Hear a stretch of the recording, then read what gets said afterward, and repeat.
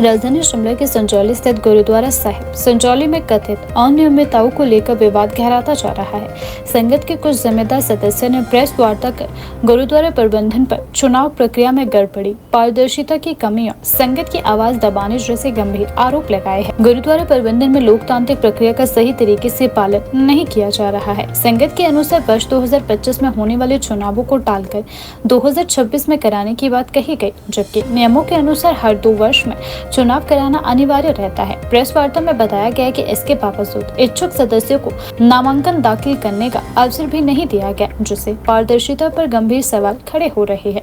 संगत के सदस्यों ने दावा किया कि करीब 180 लोगों ने एक आवेदन के माध्यम से निष्पक्ष और पारदर्शी चुनाव कराने की मांग की, लेकिन इस मांग को भी नजरअंदाज कर दिया गया। आरोप है कि न केवल उनकी मांग को खारिज किया गया, बल्कि इस मुद्दे को उठाने वालों पर भी दबाव और प्रभाव डाला गया। संगत के कुछ सदस्यों ने यह भी आरोप लगाया कि वर्ष 2017 में कथित रूप से फर्जी चुनाव आयोजित किए गए थे और हाल ही में उसी तरह की प्रक्रिया दोहराई गई है।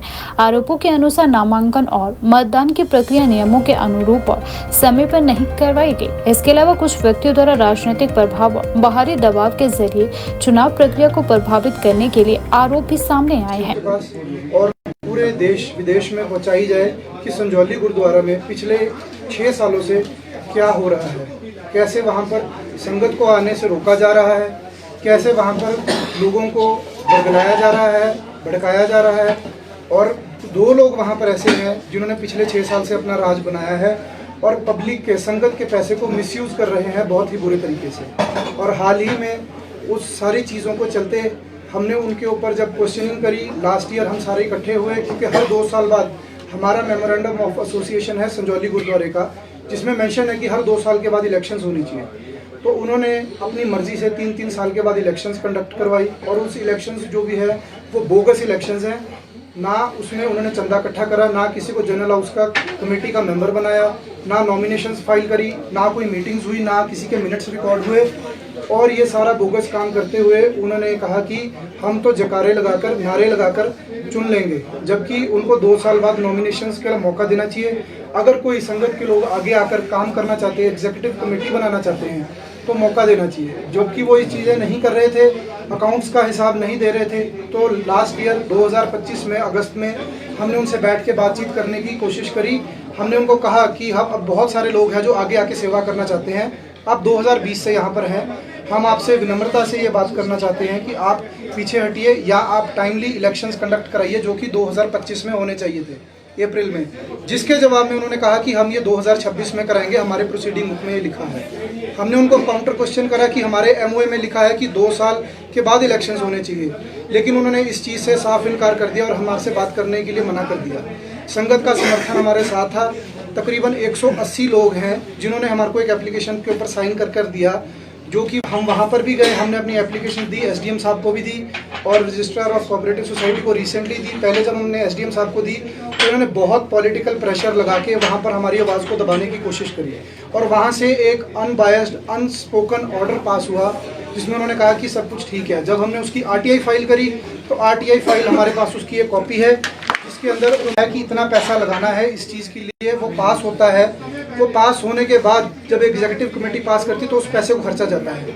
इस तरह के कोई भी रिकॉर्ड्स इन्होंने नहीं दिखाए। 17 मेंबर की मिनिमम एग्जीक्यूटिव कमेटी होनी चाहिए according to our MOA of Shri Gurdwara Sahib Sanjauli, और ये पिछले 6 साल से सिर्फ 2-3 लोग हैं जो उस फंड्स को मिसयूज कर रहे हैं। उसके बाद जब ये सारी चीज़ें हो गई और उन्होंने हमारा समर्थन नहीं दिया, फिर हमारे पास लास्ट ऑप्शन था हाई कोर्ट जाना। हमने हाई कोर्ट में गए और इनके खिलाफ वहाँ पर एक केस चल रहा है। उस केस के चलते तहत इन्होंने हाई कोर्ट को भी इतना अंडर एस्टिमेट कर दिया या कुछ भी किया। इन्होंने अपने एक रिसेंटली फेक इलेक्शंस कंडक्ट कराए, जो कि 16 मार्च 2026 को इन्होंने 15 मार्च 2026 को ये एक अखबार में अमर उजाला में लिखा है कि रविंदर सिंह मंगा जी प्रधान बन चुके हैं, दोबारा संगत ने चुन लिया है। जो हमारे को किसी भी संगत को इस बारे में नहीं पता था।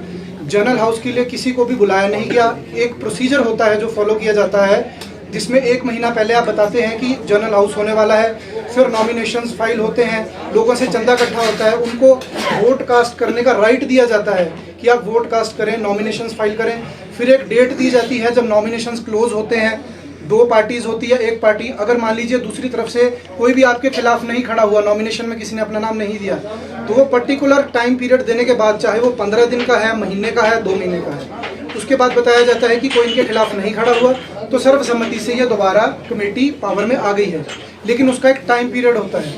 इन्होंने 14 मार्च को पुलिस थाने में एक एप्लीकेशन दी, जिसमें इन्होंने लिखा, 12 मार्च को दी, जिसमें इन्होंने लिखा कि 14 मार्च को ये जो है ये अपना जनरल हाउस कंडक्ट करवाना चाहते हैं। कभी भी एप्लीकेशन पहली बात तो 2 दिन पहले नहीं दी जाती, इन्होंने 2 दिन पहले दी, और इसमें लिखा है कि सिख संगत से इनको पुलिस प्रोटेक्शन चाहिए। सिख संगत की जो पार्टी है, अब सिख संगत तो सारी एक तरह है, पार्टी तो कोई है नहीं, पार्टी तो तब बनेगी जब आप किसी को नॉमिनेशन भरने का मौका देंगे। सिख संगत से ये पुलिस प्रोटेक्शन मांग रहे, तो ये जनरल हाउस करा किसके लिए रहे हैं? माफ़ करना, मैं एक बात बोलना यहाँ पर चाहूँगा कि यहाँ पर भी सिख धर्म के अंदर भी बहुत सारे लोग ये ऐसा कर रहे हैं, बिरादरी सिस्टम चला रहे हैं, रिश्तेदारी चला रहे हैं, लोगों को प्रेशराइज करके भड़काकर अपनी तरफ अपने अंडर प्रेशर दबाना चाहते हैं। लेकिन अगर कोई कर्मा को बिलीव करता है तो वो ये चीज़ को साफ मान ले कि इसके बाद भी कहीं कुछ है। अगर आप भगवान को पीछे छोड़कर अपने रिश्तेदारों को या अपनी बिरादरी को आगे ले जाना चाहते हैं, तो जब आप वहाँ जाएंगे तो वहाँ पर भगवान भी आपसे मुख मोड़ लेंगे। वो भी कहेंगे कि अपनी बिरादरी सही करो कि कर्मों का हिसाब कर ले। तो ये जैसे इन्होंने 12 मार्च को इन्होंने ये एप्लीकेशन थाने में दी, और 14 मार्च को इन्होंने इलेक्शन दिखा दी कि हमारी इलेक्शन होगी, जबकि जनरल हाउस 14 मार्च को है। मिनिमम टाइम पीरियड कोई भी आप संस्था देख ले या कोई प्रोसीजर देख ले तो 1 से 2 महीने का टाइम होता है। जैसे कि अभी सिंह सभा गुरुद्वारा के इलेक्शंस हुए थे पीछे से, सभी को पता होगा। उसमें एक प्रॉपर तरीके से एक चैनल से एक प्रोसीजर से चला गया, नॉमिनेशंस फाइल हुए, 500-500 रुपये चंदा इकट्ठा करके उन्होंने सबके कार्ड्स बनाए जिसके साथ वो वोट कास्ट कर सकते थे। ऐसा यहाँ पर कुछ भी नहीं हुआ। इन्होंने बोगस इलेक्शन करवा के संगत को दबाने की कोशिश करी, और सब संगत को ऐसा भड़काया इन्होंने कि वो लोग तो हाई कोर्ट में केस भी हार गए हैं। हमारा आपके पास आने का आज जो मोटिव है वो यही है कि वहाँ पर इन्होंने अपना गुंडा राज चलाया हुआ है और संगत के पैसे को मिसयूज़ कर रहे हैं।